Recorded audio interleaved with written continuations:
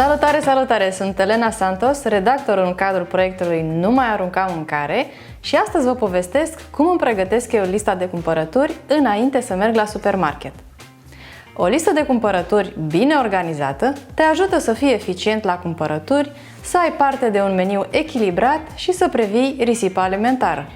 În plus, vei putea să și economisești pentru că nu vei mai cheltui bani pe alimente pe care apoi să nu le mai consumi.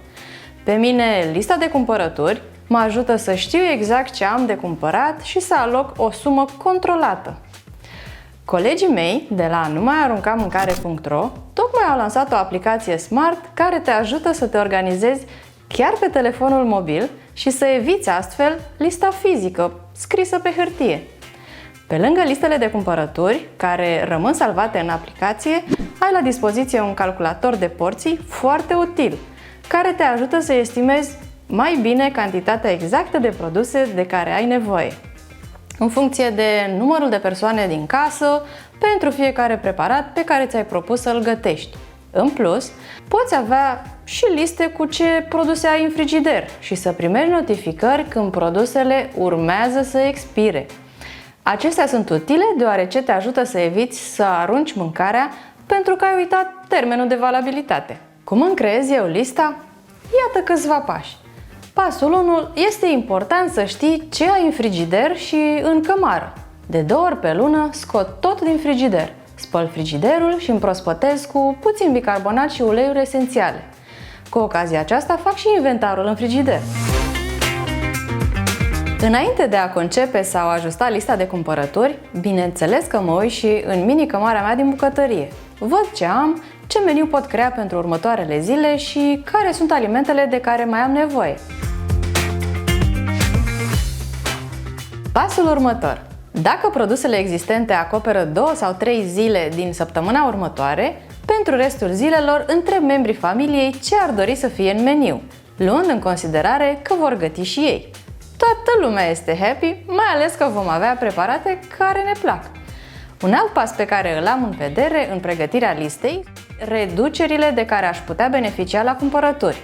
Astfel, verific aplicația Lidl Plus pentru a vedea care sunt ofertele și cupoanele pe care le am la dispoziție, iar dacă sunt produse care mi-ar fi utile, încerc să adaptez meniul și lista de cumpărături în funcție de acest lucru. Când mergi la cumpărături, poți scana și cardul digital la casa de marcat pentru a beneficia de avantajele suplimentare. Eu verific săptămânal cupoanele și ofertele și profit și de extra reduceri. Prefer listele realizate în aplicația de pe telefon pentru că pot avea mai multe liste de cumpărături. De weekend, de concediu, în timpul săptămânii, doar cu produsele esențiale. Și mai ales că pot să copiez și să refolosesc listele, nu trebuie să le încep de fiecare dată de la zero.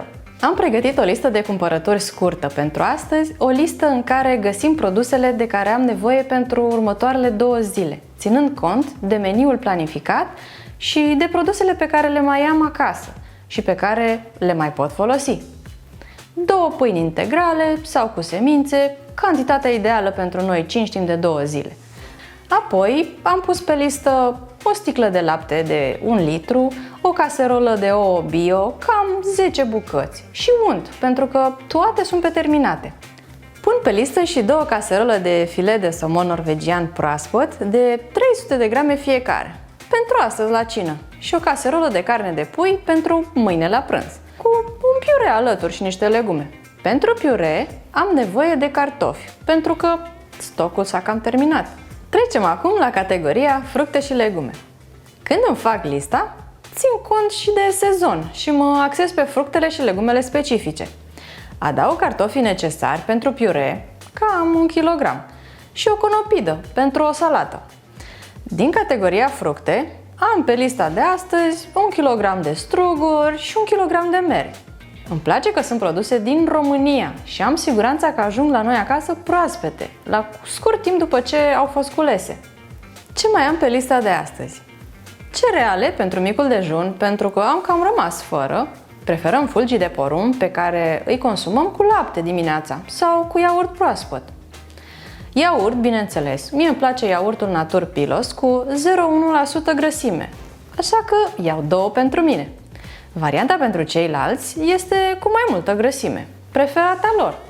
Și atunci cumpăr 6 iaurturi, suficiente pentru următoarele zile.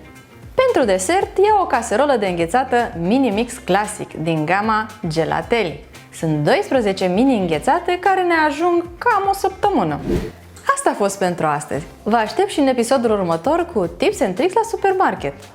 Vom vorbi despre cum alegem ziua de shopping, despre cumpărăturile în zigzag, dar și despre meniul săptămânal și deciziile de moment.